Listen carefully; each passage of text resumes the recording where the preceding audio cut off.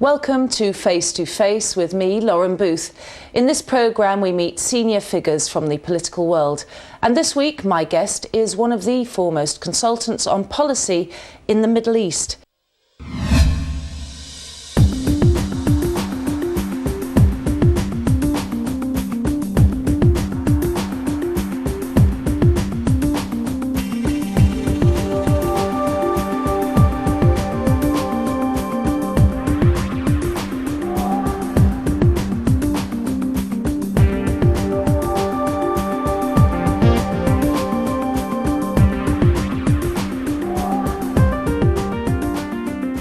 Welcome to Face. Welcome, thank you. You've been writing pamphlets on the problems in between Israel and Palestine for 30 years now.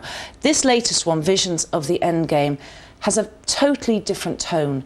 In it you warn that if there isn't some immediate, forceful, structured conversation towards an endgame, meaning a Palestinian state, that this problem will be irresolvable and will have wide-reaching circumstances. Do you feel more pessimistic than you ever have in the last 40 years with your knowledge of what's going on right now? Well, I think the situation is dire. I don't suffer from optimism or pessimism. I just try to describe the situation as it is. When I originally wrote about two states almost 40 years ago, in the early 70s, I fully expected it to be implemented by the mid-70s. There were fewer than 5,000 settlers in the West Bank at that time. There are more like 500,000 today. And this has had an impact on Palestinian aspirations and an impact on Israeli public opinion too. The net result is that people are moving away from two states. I don't believe there is a feasible alternative to two states. So yes, I think we're in a more desperate situation than we've been for many years.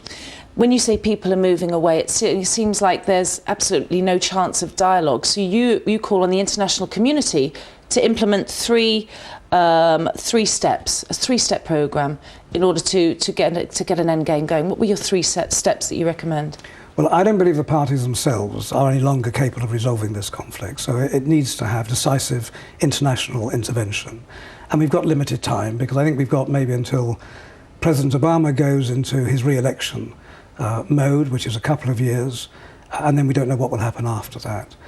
So to use this time, my proposal is the first step would be to move behind the smoke screens and the ambiguities that you get in varying degrees from the parties You call them themselves. sham negotiations. In the past, I believe there have been increasingly sham negotiations leading nowhere. What I propose here is to throw the ball into the court of the conflicting parties themselves and merely invite them to submit their own visions of the endgame, what they think it finally would look like, not to hide behind all ifs and buts, and give them 6 months in which to do that, given the exigencies of the time limit. And they don't need more than 6 months. This is not a new conflict. We've known for years how to resolve this conflict, if it's to be resolved. So this would give them 6 months, and it could also help catalyse changes within the societies themselves as this internal debate takes place. So while the debate's going on, you say 6 months. What would happen at the end of 6 months? More negotiations? The end of 6 months, I don't envisage negotiations at this stage at all. I think, as you say, negotiations would simply be more sham and a more waste of time. So we go straight to the end game, they submit, they tender their visions, and after 6 months, that is received by the quartet taking responsibility on behalf of the international community. And if the parties, either one of them or any of them, have not submitted by that time, then fine, they've just lost the opportunity to influence the next step. And the next step would be for the international community itself, again presumably under the leadership, initially at least, of the quartet, would then, another 6 months, would then compile its own definitive endgame. And that would be ratified by the UN Security Council, the international community's vision of the final endgame, and the parties will be expected to comply with that. And then there's a third step. And the third step is the implementation stage, and it needs to have an effective enforcement mechanism. And one of the flaws of all, without exception, all past peace proposals is the absence of an effective enforcement mechanism. And this would involve setting down a number of key targets which the different parties have to achieve en route to the final settlement. and connected to each target would be a packet of rewards and penalties. So let's give an imaginary example of this. You've got you've said you'll withdraw 400 of the 500,000 settlers as part of that programme. If they don't do it, what? You send in the UN? Well, I wouldn't necessarily agree with that example, but we can come to the question of the future. Give me a better example, please. We can come to the question of the future of the settlers. Well, it could be to, let's say, close down all the outposts, withdraw some of the settlements, not necessarily all of them. To begin the whole process, once the final end is agreed, you can see what the way stations would be. I mean, to be honest, I haven't actually gone into that level of detail yet, because if the proposal in principle were accepted, then that would be the next stage, to go into the detail, both in terms of the specific en route objectives and in terms of the actual rewards and penalties. But the point is that it would be a double whammy. Hit the target, you get a reward. Miss the target, you get the penalty. And this will be known in advance to the respective populations.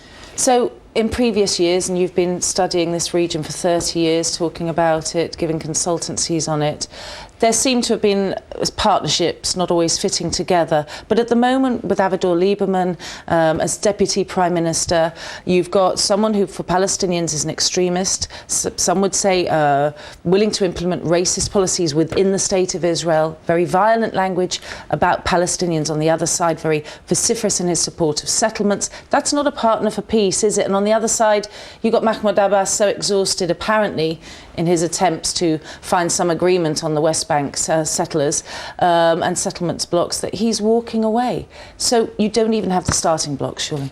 Well, that's precisely right, which is exactly why I don't suggest that you have the people from the two sides, the leaderships of the two sides, sitting down and trying to negotiate an agreement. I don't think there's any possibility of that.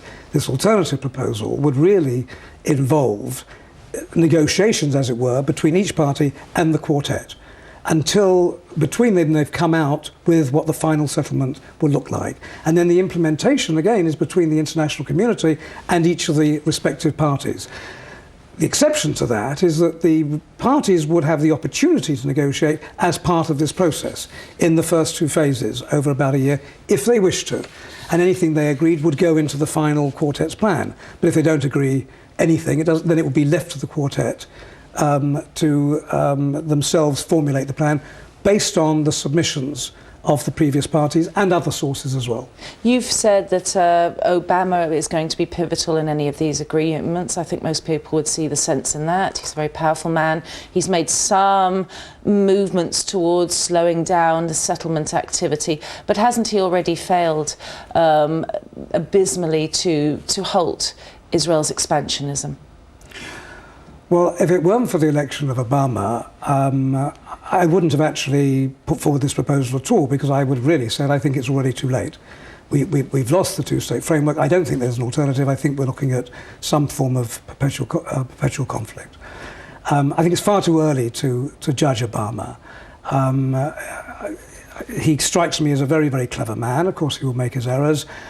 I don't admire the position they took on the freezing of the settlements, for the reason that don't take that position unless you're prepared to see it through. And they should have thought of that in advance. I don't know whether they thought Netanyahu would just agree because the American president said so. Does it seem to you that there's a lot of statements bandied about just to quieten the press, sham negotiations? It's a constant delaying process that America and Israel seem to be working on together in order for Palestinians not to have a state?